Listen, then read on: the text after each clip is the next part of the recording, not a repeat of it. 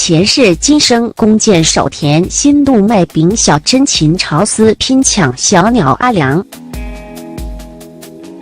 苹果日前先拍到小珍与壁纸小开丁春婷在健身房运动，之后又直击李进良阿良开千万跑车载绯闻对象田心去按摩，外界好奇四人的前世今生和纠葛为何。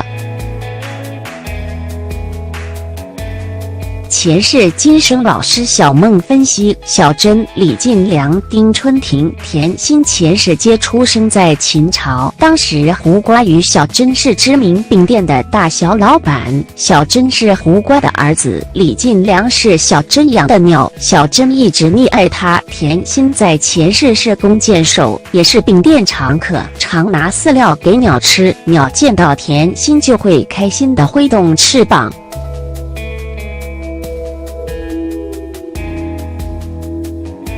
有一天，秦始皇想要求的长生不老药，当时徐福自告奋勇说：“皇上，我能帮你找到长生不老药，不老药在一座仙岛上。”秦始皇开心问徐福：“多久能找到？需要时吗？”徐福说：“需要3000童男童女，3000个丙与一些技术人员一起登岛。”秦始皇问：“仙岛地点在哪里？”徐福说在蓬莱仙山。徐福又跟秦始皇说，由于海中有大礁鱼，希望可以带会射箭与抓鱼的人一起上船。秦始皇于是同意。当时朝廷下令，所有知名者丙高手与弓箭手都要上船。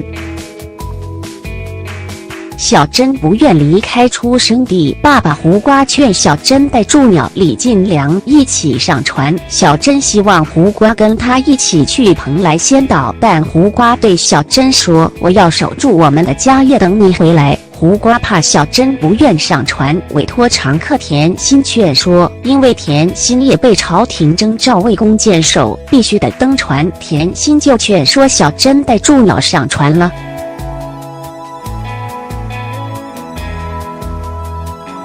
徐福一行人从中国出发，上千艘船舰与上千人前往蓬莱仙岛。抵达仙岛后，当时岛上渔民正在为饥荒所苦，跪在海边祈求上天。当渔民在跪拜时，突然海上出现徐福一行人和上千艘船，船上载有众多饼与食物。渔民认为徐福是神明下凡，而徐福下令要小珍给渔民大饼，命令田心教导渔夫狩猎。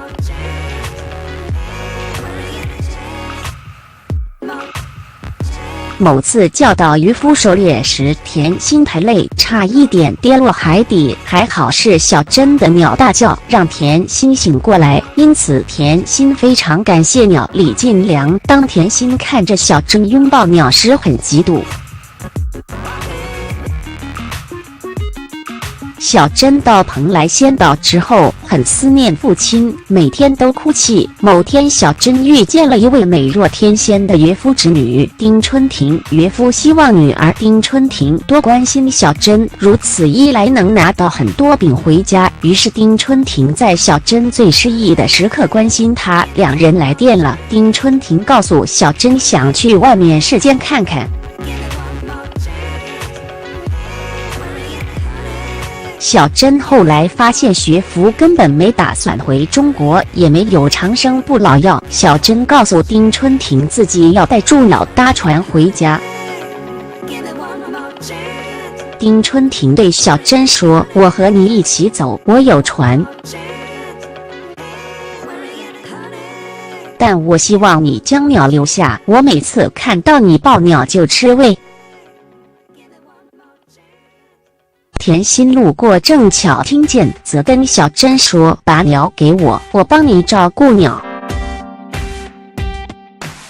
小珍不愿意，丁春婷醋意翻腾，跟田心商量说将鸟关在山洞里，谎称鸟走失。两人将鸟藏起来后，小珍因找不到鸟而大哭。半年过去，还是没有鸟的踪迹，小珍只好放弃寻找。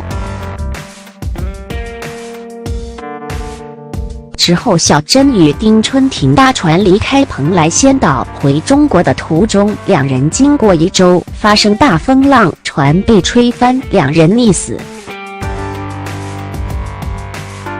得到鸟的甜心每天照顾鸟好开心，不过某天蓬莱仙岛发生地震，甜心与鸟被石头压死。